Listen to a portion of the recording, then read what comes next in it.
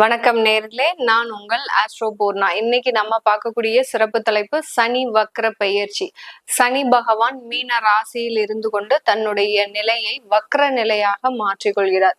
இப்போ ஒருத்தருக்கு சாதாரணமாக நம்ம ஒரு மனிதரை எடுத்துக்கிட்டோம் அப்படின்னா, ரொம்ப கோவப்படுறாரு, ரொம்ப தேவையில்லாம பேசுறாரு அப்படின்னா அவருக்கு வக்ர புத்தியா இருக்கு, அதனாலதான் இந்த மாதிரி தேவையில்லாம பேசுறாங்க அப்படின்றது ஜென்ரலா பழக்க வழக்கமாக நம்ம சொல்லக்கூடிய சில சொற்கள் தான். இப்போ கிரகங்கள் வக்ர நிலை அடையும் போது அப்படின்னா என்ன அப்படின்னு கேட்டீங்கன்னா, அவர்களுடைய அந்த கிரகங்களினுடைய தன்மையை மாற்றி கொள்கின்றன.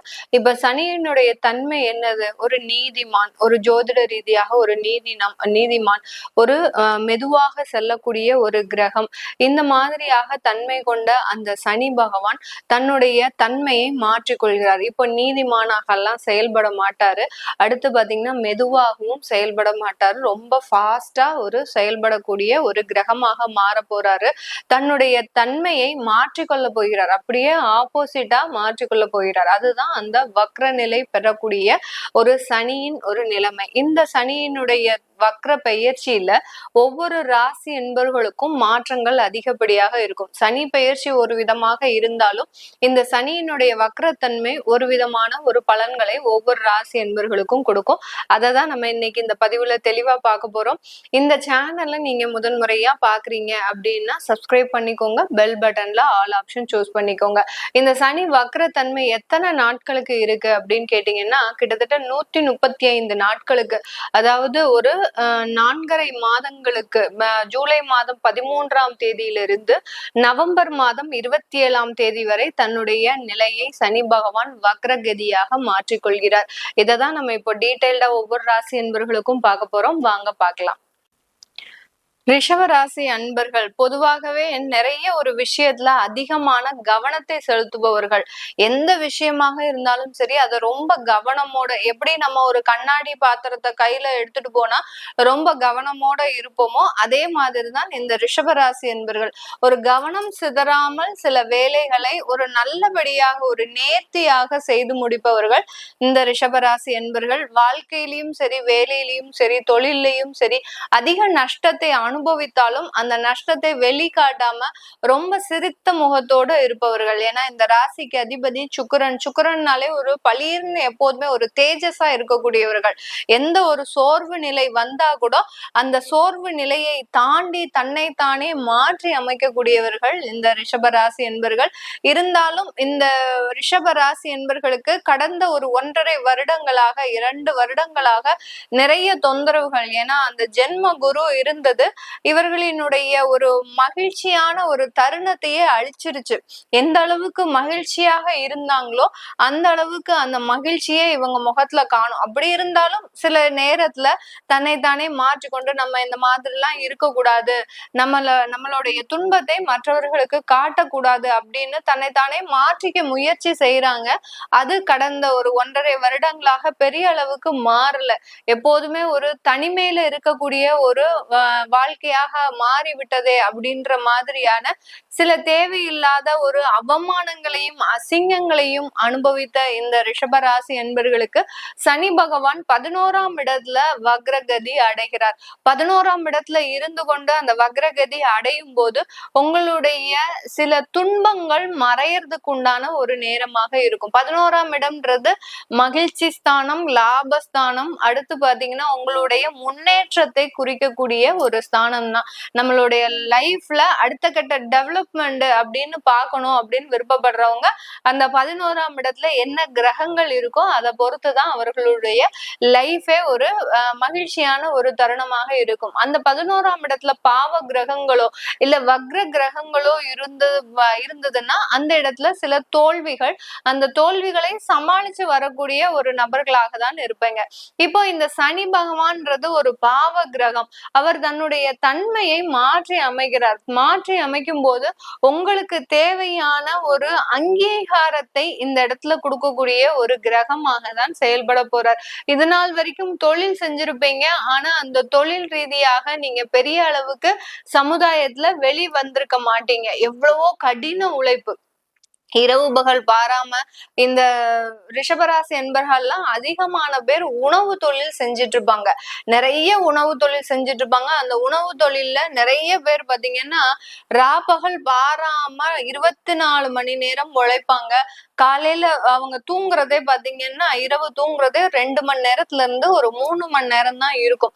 அதிகாலையில 3 மணிக்கு எந்திரிச்சு அந்த உணவு தொழில் செய்யறவங்க அதிகப்படியான ஒரு பிரயத்தனம் எடுத்து அந்த பிரயத்தனத்துல வருமானம் வருதா அப்படின்னு கேட்டீங்கன்னா வருமானம் வரும். அது இவர்களுக்கு ஒரு திருப்தியை கொடுக்க முடியாத ஒரு வருமானமா இருக்கும். பெரிய அளவுக்கு ரீச் இருக்காது. ஏதோ நமக்கு சாப்பிடுறதுக்கு அந்த முதலீடு பண்றதுக்கு அந்த அளவுக்கு தான் இருக்குமே ஒழிய பெரிய அளவுக்கு திருப்தியை கொடுக்கக்கூடிய ஒரு வருமானமாக தான் இருக்காது இந்த ரிஷபராசி என்பர்களுக்கு. இந்த உணவு தொழில் செய்யறவங்களுக்கு எல்லாருக்குமே இந்த சனி பகவான் தான் முக்கிய ஒரு காரணியாக செயல்படுறார். ஏன்னா அதிகப்படியான உழைப்புன்றது இருக்கணும் இல்லையா? நேரம் இரவு பகல் பாராமல் நேரம் பார்க்காமல் தன்னுடைய வாழ்க்கையவே எளிமையா இருந்தாதான் அந்த உணவு தொழில்ன்றது கண்டிப்பா செய்ய முடியும். அதுக்கு அந்த சனி பகவான் முக்கிய காரணியாக இருக்கிறார்.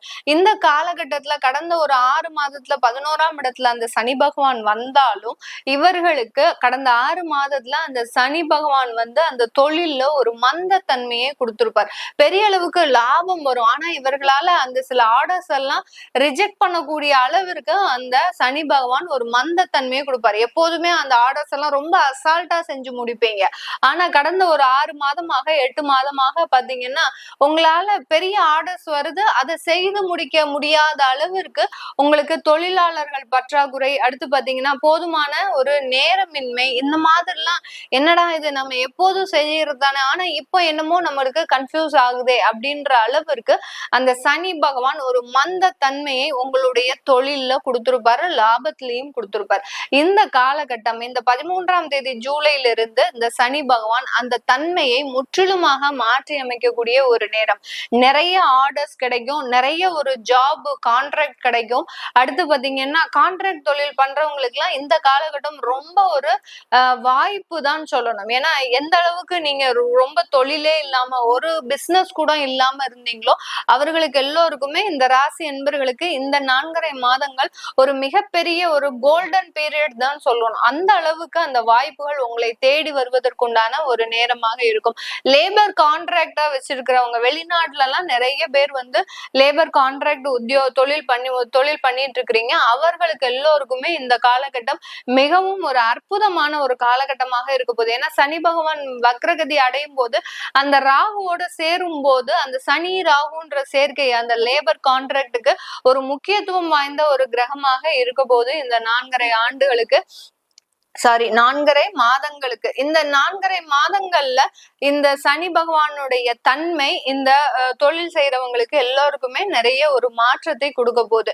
அதே சமயத்துல அந்த தன்னுடைய வக்ர பார்வையாக தான் அந்த சனி பகவான் உங்களுடைய ராசியை பார்க்கிறார். அதனால இது வரைக்கும் சாதுவாக இருந்த இந்த ரிஷப ராசி என்பவர்கள் யாரு என்ன குறை சொன்னாலும் சரி, வீட்டுல இருக்கிறவங்களே எப்ப பார்த்தாலும் இந்த ரிஷபராசி என்பர்களை நீ இது செஞ்சா குத்தம், அது செஞ்சா குத்தம், நீ இங்க நடந்தா குற்றம், நீ அங்க போனேன்னா குற்றம், இந்த மாதிரியாக ஏதாவது ஒரு குற்ற சொல்லிக்கிட்டே இருந்திருப்பாங்க கடந்த 1.5 வருடங்களுக்கு.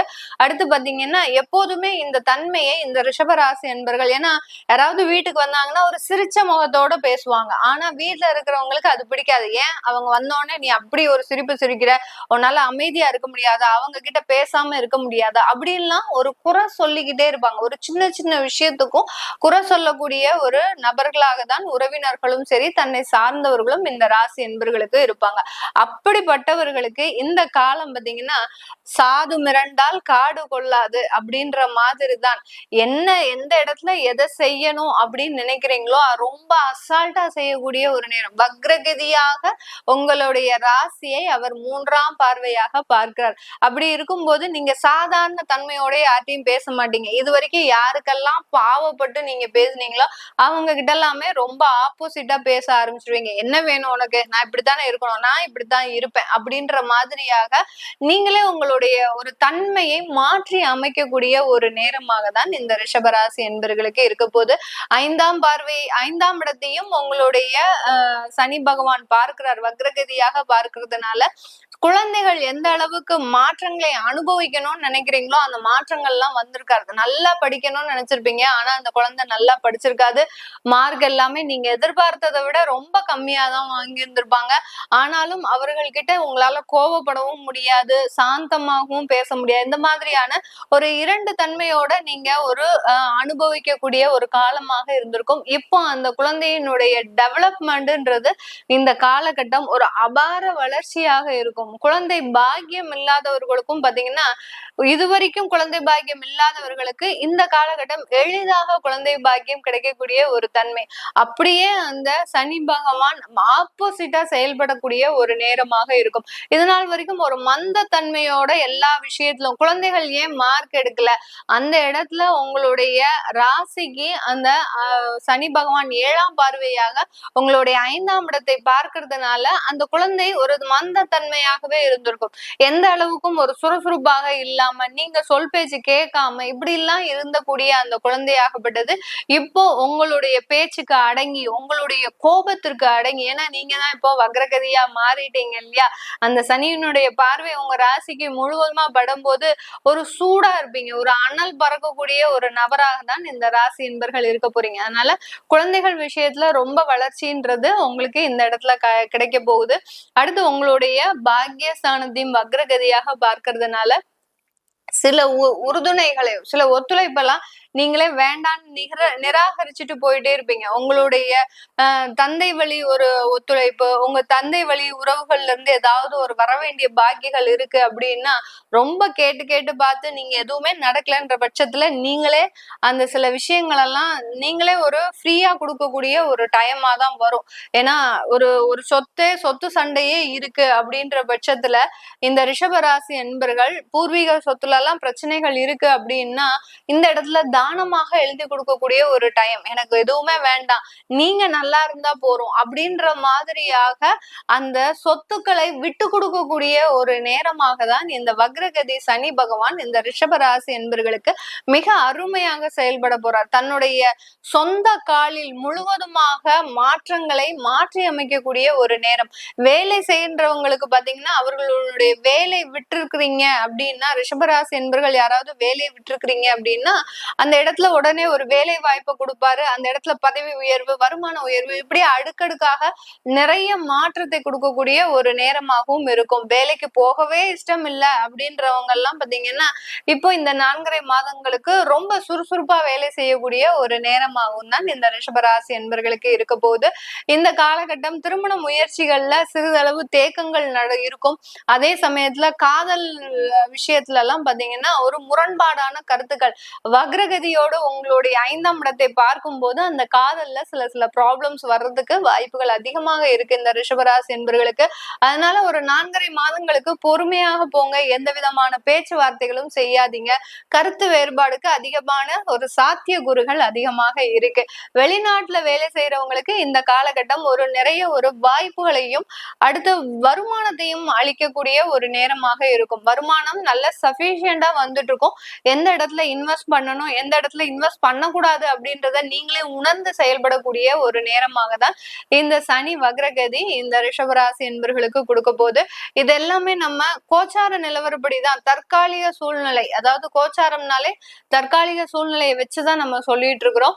உங்களுடைய ஜாதகத்துல சனி நிரந்தரமாகவே வக்ரகதியா இருக்கிறாரு, சனி வக்ரம் அடைஞ்சிட்டாரு அப்படின்ற பட்சத்துல இந்த காலகட்டம் முழுவதுமாக உங்களுக்கு ஒரு நல்ல ஒரு ஃப்ரூட்ஃபுல்லான பீரியட், ஒரு கோல்டன் பீரியட் மாதிரி உங்களுக்கு ஒரு நிறைய ஒரு வாய்ப்புகளில் நிறைய ஒரு பண வருவாயை, கடனை அடைக்கக்கூடிய ஒரு தருணம், இதெல்லாமே நல்லா இருக்கும் இந்த ரிஷப ராசி என்பர்களுக்கு. அதை தெரிஞ்சுக்கணும் விருப்பப்படுறவங்க கீழே இருக்கிற நம்பருக்கு வாட்ஸ்அப்ல அப்பாயின்மெண்ட் வாங்கிக்கிட்டு என்கிட்ட கன்சல்ட் பண்ணிக்கலாம். உங்களுடைய குழந்தைகளுக்கு நியூமராலஜி படி பெயர் வைக்கணும், குழந்தைகளுக்கு ஜாதகம் எழுதணும் விருப்பப்படுறவங்களும் கீழே இருக்கிற நம்பருக்கு மெசேஜ் அனுப்புங்க. உங்களுக்கு தேவையான தகவல்கள் தெரிய வரும். உங்களிடமிருந்து விடைபெறுவது உங்கள் ஆஸ்ட்ரோ பூர்ணா. நன்றி, வணக்கம்.